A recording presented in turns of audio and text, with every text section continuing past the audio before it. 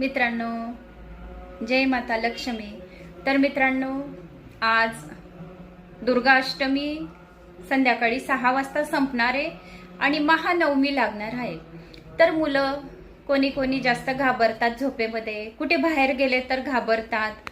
तर आजच्या दिवशी नवमीचा हवन करतील, जिथे आपल्या मोठ्या देव्या बसतात। आपल्या गल्लीत, मोहल्ल्यात, वाड्यात, कॉलनीमध्ये जिथे मोठ्या मोठ्या देव्या बसतात, तिथे तुम्हाला एक काम करायचंय। तर काम कुठलं आहे?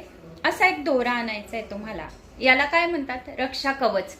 तर हा दोरा तुम्हाला जिथे हवन होम होत असेल, कारण की तो देवीचा मोठा यज्ञ होणार आहे, तिथे 1000 आहुत्या देवीच्या नावाच्या जपाच्या स्वाहा होईल। ओम ऐं ऐं क्लीं चामुंडाय उच्चे नमः स्वाहा।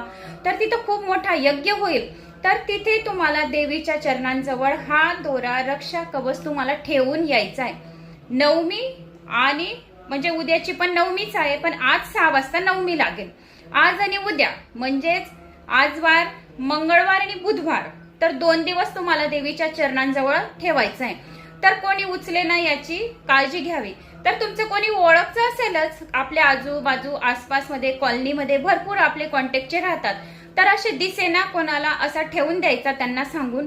मग नवमी म्हणजेच उद्याच्या रात्री, संध्याकाळी रात्री केव्हाही, म्हणजे देवी उचलण्याच्या अगोदर, म्हणजे विसर्जन होण्याच्या अगोदर तुम्हाला रक्षा कवच आणायची आठवण ठेवायची। 12 तास तरी देवीजवळ हा रक्षा कवच ठेवायचा आणि हा आपल्याला सांभाळून ठेवायचा आहे। मग हा रक्षा कवच आपल्या हाताला बांधायचा, जर मुलं लहान असतील त्यांच्या कमरेमध्ये बांधायचा, कोणाला गळ्यामध्ये बांधून द्यायचा। याच्याने मुलं घाबरणार नाहीत, भूत पिशाच यांची त्यांना छाया राहणार नाही, नजर दोषापासून आपल्याला मुक्ती मिळेल आणि हर शरीरावर, म्हणजे आपल्या हर पार्टवर, बॉडीवर आपलं एक सुरक्षा कवच, हे नाडा म्हणजे सुरक्षा कवच। नाडा का म्हणतात? ना आणि आडा, ना म्हणजे तिघे शब्द असे राहतात की हे जर आपण रक्षा कवच आपल्या हातावर बांधलं म्हणजे काही आड नाही हेत आपल्यावर, म्हणून याला आपल्या देवी जवळ तुम्हाला ठेवून यायचंय। जर तुम्हाला देवी जवळ ठेवणं शक्य नसणार तर कुलदेवीच्या टाकाजवळ तरी घरच्या घरी ठेवा।